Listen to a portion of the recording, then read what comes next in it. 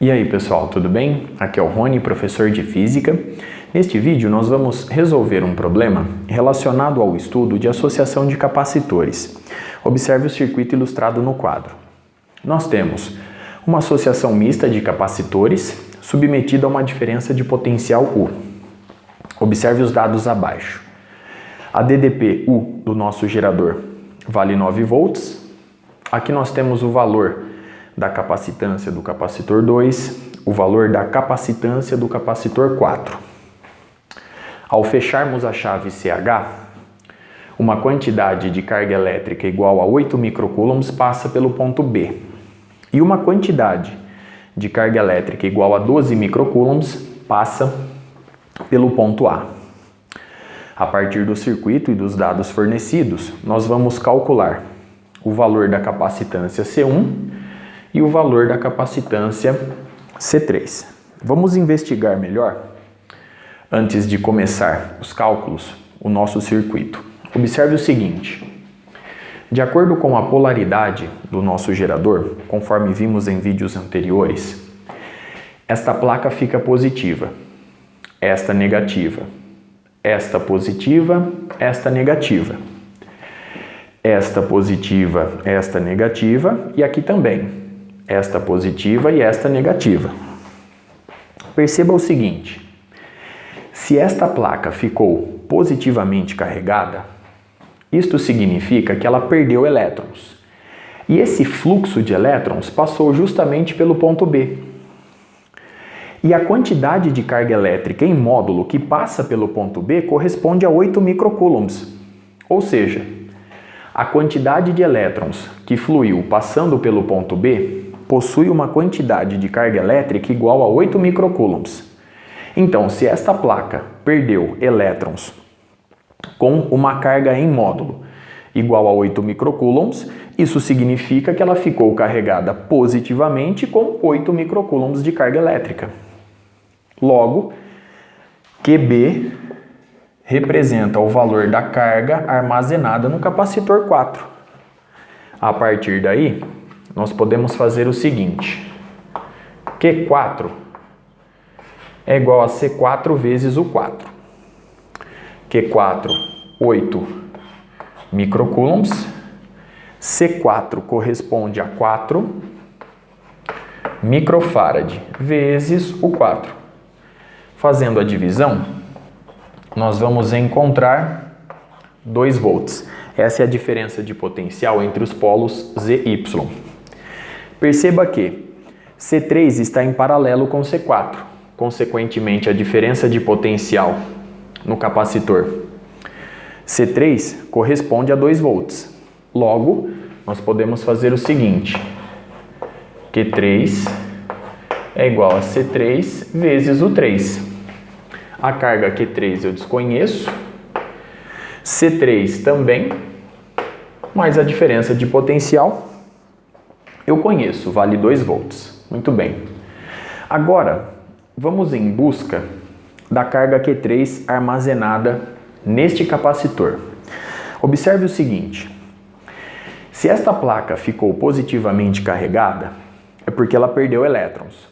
Então, esse fluxo de elétrons, ele vai passar por essa região do circuito. Nós vamos ter um fluxo de elétrons neste trecho.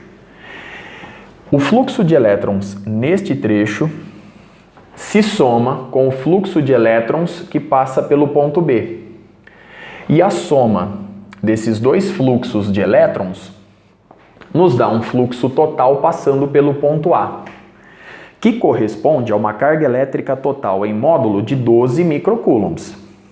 Ora, se o fluxo que passa pelo ponto B contribui com um valor em módulo igual a 8 microcoulombs, é porque neste trecho do circuito apareceu um fluxo de elétrons com uma quantidade de carga elétrica total em módulo igual a 4 microcoulombs, pois 4 mais 8 totaliza 12. Consequentemente, se esta placa perdeu elétrons com uma quantidade de carga total em módulo igual a 4 microcoulombs, ela ficou positivamente carregada com 4 microcoulombs de carga. Consequentemente, se Q3 é igual a 4 microcoulombs, isso é igual a C3 vezes 2. Passando o 2 dividindo, a gente obtém a primeira resposta, C3. Nós temos 2 microfarad para o valor da sua capacitância. Muito bem. A partir de agora, nós vamos para o capacitor 2. Utilizando exatamente o mesmo raciocínio. A quantidade de carga elétrica que passa pelo ponto A corresponde a 12 microcoulombs. Esta placa ficou carregada negativamente. Ela vai receber elétrons com uma carga total em módulo de 12 microcoulombs. Portanto, aqui nós temos o valor da carga elétrica armazenada no capacitor 2. Muito bem. Como eu conheço C2 e conheço Q2, eu vou em busca da diferença de potencial ali. Então, nós vamos fazer Q2 igual a C2 vezes o 2. A carga Q2, 12 microcoulombs. C2 corresponde a 3 microfarad vezes o 2. Lembre-se que micro corresponde a 10 elevado a menos 6, que eu simplifico aqui. 12 dividido por 3 nos dá 4 volts. Muito bem. Então agora vamos olhar para o nosso circuito. Aqui nós temos uma diferença de potencial igual a 4 volts. Vou colocar aqui pequenininho, 4 volts. Muito bem. Neste trecho em paralelo, nós temos uma diferença de potencial de 2 volts. Então, 2 volts mais 4 volts totaliza 6 volts. Para 9, restam 3 volts para a diferença de potencial. Observe o nosso circuito. Estando o capacitor 1 associado em série com o capacitor 2, eu posso afirmar que Q2 é igual a Q1 e ambos iguais a 12 microcoulombs. Se eu sei a diferença de potencial U1, eu posso determinar, enfim, a capacitância C1. Então vamos finalizar. A carga Q1 é igual a C1 vezes U1. A carga Q1 é igual a carga Q2 igual a 12 microcoulombs. A capacitância C1 eu desconheço. A diferença de potencial U1 veio dessa análise, 3 volts. Muito bem.